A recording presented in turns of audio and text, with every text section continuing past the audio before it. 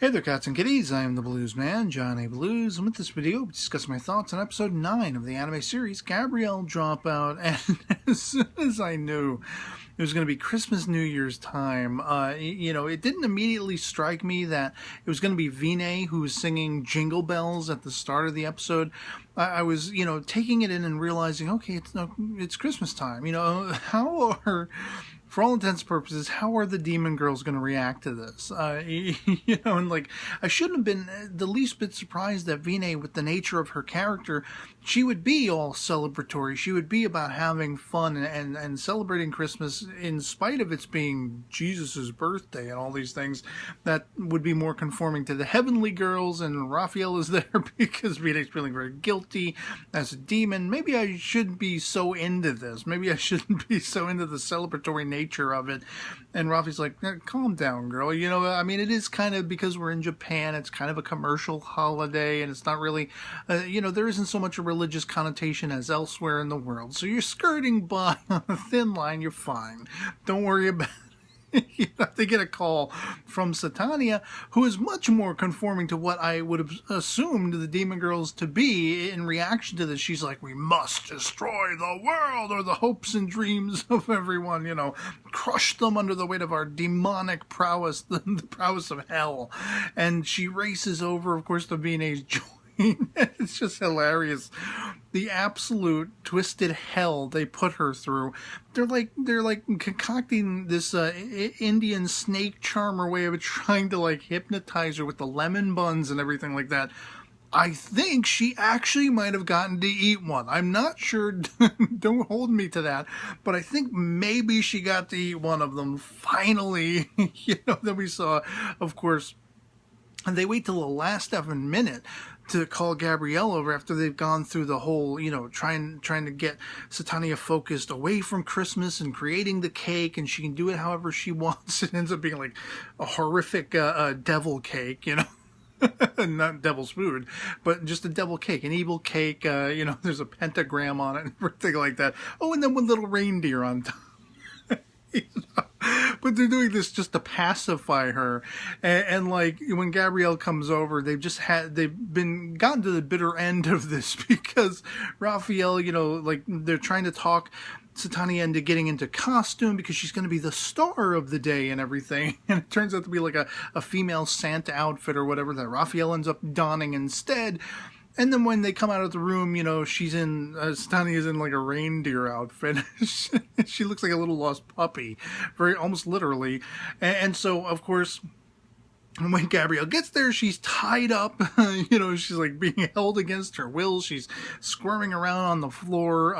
You got the little dog, sort of an adopted dog, I guess, of Raphael's, who always gets those lemon buns away from Satania, taunting her and scratching at her, smacking her on the face. And I was actually surprised.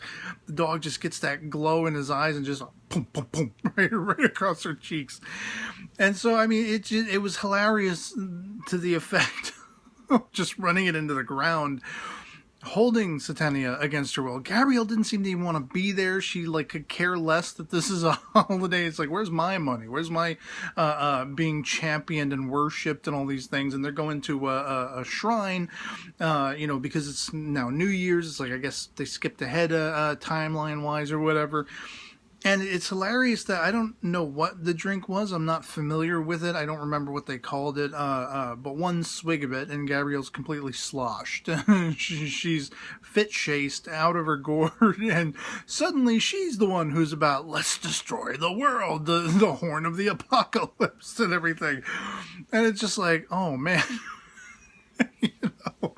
And then, after they finally, I guess they capture her, they get her back under control by some means, it's vacation time. And of course, the demon girls are going back to hell for some time, and the angels are going back to heaven. And you have Gabrielle, who's like, I've desperately got to sneak in all my tech up into heaven, all my gaming apparatuses and everything like that. And it's hilarious that like Satania tries to sneak in with them. She's wearing like the little halo, but you can see the little metal bar propping it up. Even the heavenly TSA guy or whatever the hell they're called. He's like, I can see the horns. I can see the wire work there. And of course they get Satania, and like Vine has to come and bail her out or something like that.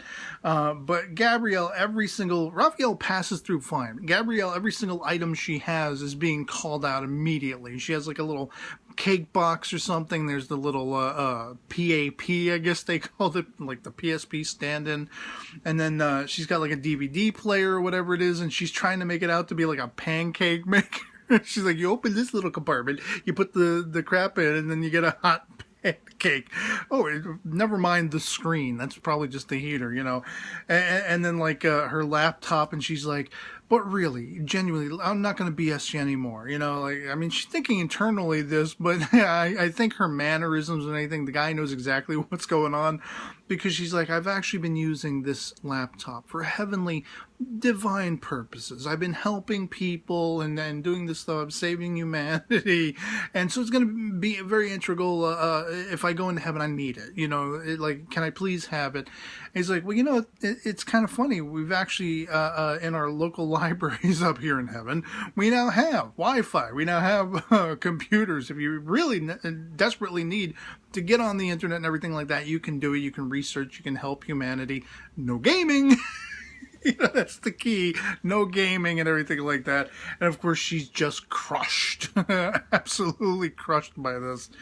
And so, the whole holiday theme did kind of throw me for a loop. An episode or two back with the Halloween theming and everything like that almost had me wondering if this whole series came out like a season later than it was supposed to, because would these episodes have more aligned to like the Halloween Thanksgiving months, or is it just it's the seasons being displayed in this crazy highfalutin anime? I don't know.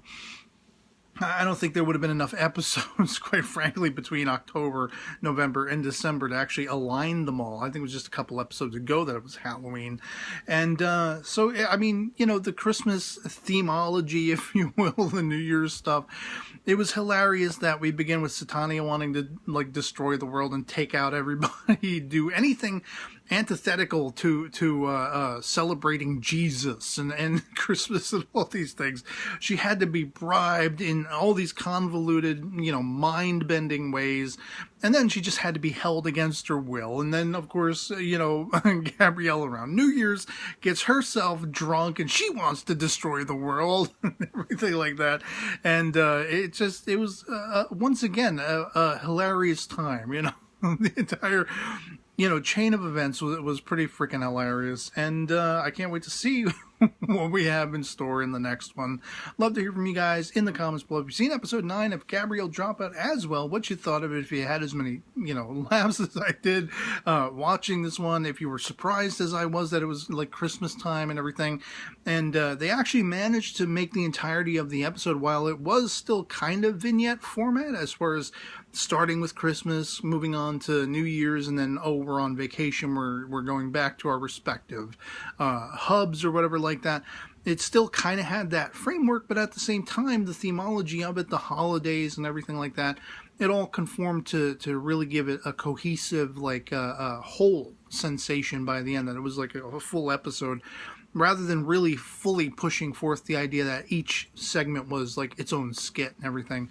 And I kind of like that. I kind of like, I go back and forth. Whenever we have an episode that's more the vignettes and each one is its own sort of little skit and everything like that, I like that in the moment, And then when we have an episode like the one that focused on Vine, which was her episode entirely, it felt like a very cohesive, sort of normal anime episode, because it was all about her and everything she was going through, and you didn't get so much banged over the head with the vignette format.